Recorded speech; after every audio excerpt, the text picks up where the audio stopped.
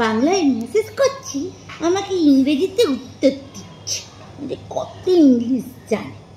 কি গো, কি হলো? আই ডোন্ট নো মানেটা বড় তো, আমাকে ইংরেজিতে উত্তর দিচ্ছে, মুখে ঝামা বসে দিব আমিও। আই ডোন্ট নো যে আমি জানি না। তুমি জানো না? তাতে তুমি জানো না তো, ইংরেজিতে দেখছি ইংরেজি বই পড়ছো। হ্যাঁ, আমাকে দেখাবার জন্য, লোক দেখাবার জন্য ইংরেজি বই পড়তেছো, ইংরেজি বই পড়তেছো। হ্যাঁ, আরে বারে ওটা আই ডোন্ট নো মানে আমি জানি না।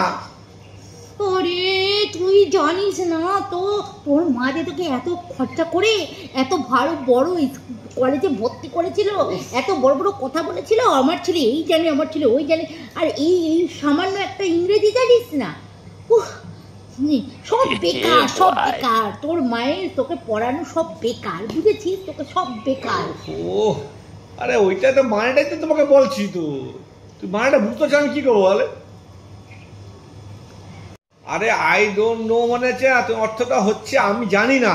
আবার সে বলে আমি জানি না, আমি জানি না, আমি জানি না। তো তুই কেন ইংরেজি বই পড়তেছিস? আরে বাবা, আরে ওইটা তো মানেটা আমি তো যা তুমি প্রশ্ন করছো আমি উত্তর দিচ্ছি তো তোমাকে। তো এটা উত্তর? আমি জানি না এটা উত্তর।